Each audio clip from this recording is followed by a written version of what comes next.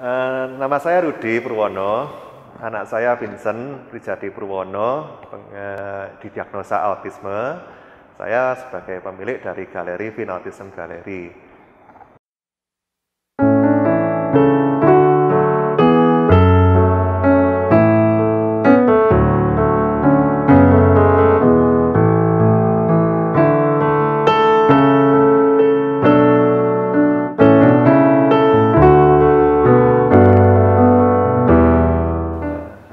Nama saya Rudi Purwono, lahir di Surabaya, dan anak saya ada 3, jadi pertama cowok cewek, dan anak saya yang kedua yang namanya Vincent punya diagnosa autisme.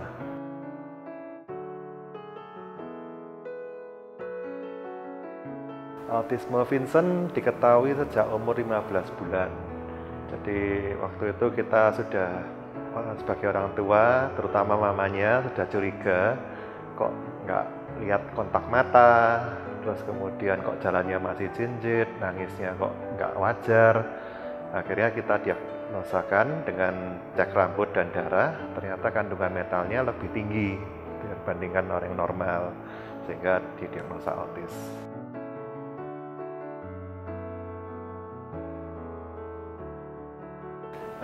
Kita sebagai orang tua yang paling pertama kali sebelum melakukan tindakan itu adalah ya kita kaget. Dan yang paling penting adalah orang tua itu harus bisa menerima dengan kondisi ini. Karena kalau sebagai orang tua tidak bisa menerima itu untuk selangkah lebih maju itu agak kesulitan. Dan yang kita lakukan untuk pertama kali untuk setelah tahu diagnosa adalah mencari guru terapi tentunya. Dan kita juga membaca-baca bagaimana penanganan anak autis pada umumnya yang lainnya. Dan yang dilakukan terapinya ya terapi perilaku, terapi bicara, terapi untuk latih kata-kata, sehingga dalam mencapai 7 tahun itu sudah bisa mendapat dasar. Sehingga diharapkan pada waktu 7 tahun sudah sampai dasar, untuk umur selanjutnya sebagai fondasi dia tumbuh itu akan lebih baik.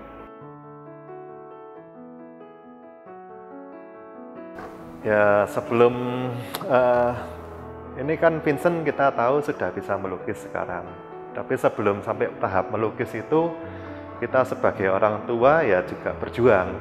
Terutama kita pada waktu itu informasi mengenai autisme itu terbatas. Sehingga kita sifatnya meraba-raba, trial dan error.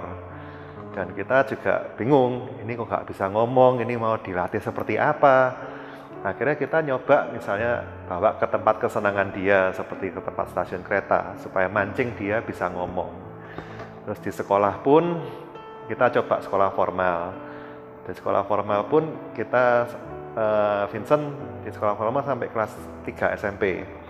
Nah tentunya perjalanannya juga berliku-liku, di mana ya kita sering dipanggil di sekolah, tanya anaknya kenapa, terus kok ganggu temennya, ganggu pelajaran di kelas. Nah di sana akhirnya kita ya bernegosiasi, dan kita sebagai orang tua yang harus di belakang anaknya ya harus bisa mensupport dia. Dan akhirnya sampai ketahuan bahwa dia suka melukis, itu juga kita sebagai orang tua juga punya suatu tantangan. Masa anak saya melukis, mau jadi apa nanti dia gitu. Tapi ternyata kita sebagai orang tua yang dulu pendidikan formal itu dianggap sangat penting, dianggap sebagai sesuatu yang didewakan mungkin ya. Itu tidak bisa melupakan bahwa anak itu punya kebutuhan pendidikannya masing-masing. Nah ternyata dengan melukis itu bukan hanya sekedar teknik melukis saja yang diperlukan. Ternyata yang kita temukan adalah anak itu bisa menemukan kesenangan belajarnya dia, dan dia bisa mengekspresikan diri, dan dia bisa merilis stresnya dia, sehingga dia punya cara belajar sendiri. Dan saya sebagai orang tua, begitu tahu dia bisa melukis seperti ini, kita keluarga pun sangat bersyukur. Karena apa? Wah, kita ternyata bisa melewati nih. Ternyata anak kita yang autis itu tidak seburuk yang dikatakan, yang kita bayangkan pada waktu diagnosa autis. ternyata dia bisa melukis, berkarya, bisa menjual lukisannya, dan bisa punya kesempatan untuk hidup yang seperti orang yang lain.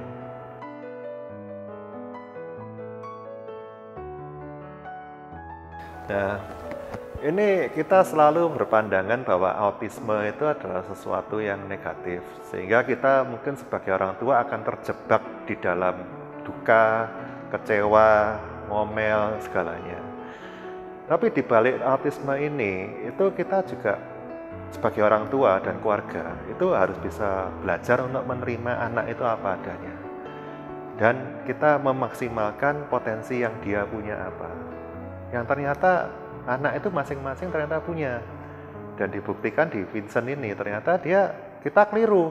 Wong anak sudah dari dulu pinter dengan visual, kenapa harus disuruh belajar dengan nulis, dengan soal cerita?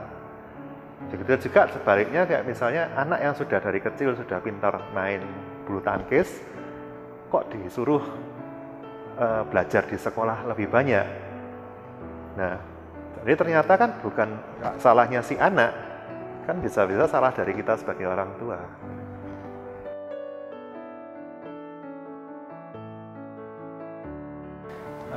Pesan kita sebagai orang tua yang punya anak kebutuhan khusus, yang pertama adalah kita sebagai orang tua harus bisa menerima anak apa adanya. Dan kemudian kita gali, kita observasi, kita sebagai detektif tepatnya, untuk mengetahui anak kita itu apa yang dia sukai.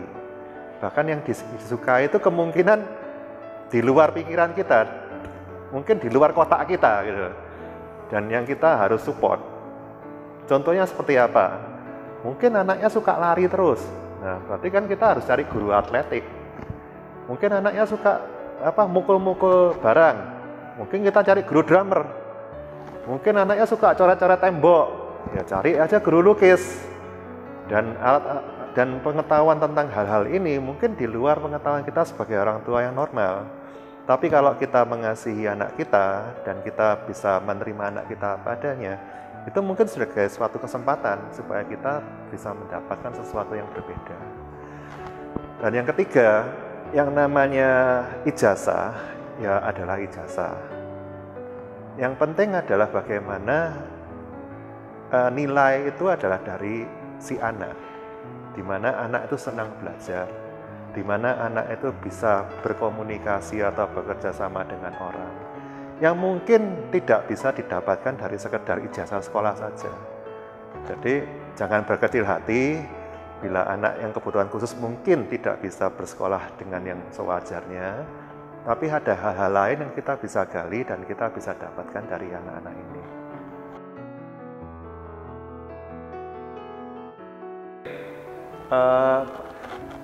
Pertama kita kira bakat melukisnya itu ya kembali lagi jadi orang tua pesimis. Mungkin ini cuma mut-mutan ini, cuma sifatnya sementara saja. Ternyata dia melukis satu kamar itu sudah penuh, sehingga bisa saja rumah kita tuh jadi penuh dengan lukisan.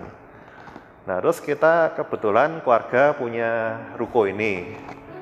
Nah, kita siapkan satu ruangan di lantai 3. Yang di lantai 1, 2 kita siapkan untuk yang lainnya lah gitu. Pada waktu sebelum pandemi. Ternyata lantai 3 pun dengan dia melukis itu nggak cukup juga. Terus kemudian pandemi datang, lantai 1, 2 tidak dimanfaatin, akhirnya 1, 2 kita manfaatin jadi galeri lukis, di mana kita bertujuan sebagai keluarga itu pengen membagi apa yang menjadi pengalaman kita untuk kepada orang tua yang lain yang punya anak kebutuhan khusus, dan supaya anak kebutuhan khusus yang lain pun juga dapat kesempatan yang sama seperti Vincent.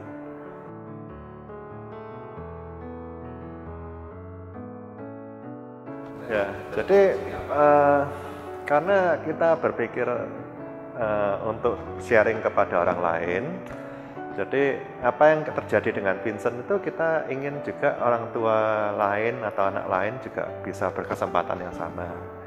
Dan siapa tahu bisa mengikuti jalur seperti Vincent. Dan makanya kita di sini juga membuka kesempatan bagi anak lain yang mau yang mungkin punya bakat melukis atau punya talenta melukis, bisa berkesempatan juga seperti Vincent. Dan sehingga ya kita menghindari juga apa yang kita temukan ini orang tua akan bilang, oh itu Vincent, padahal anak lain juga bisa gitu.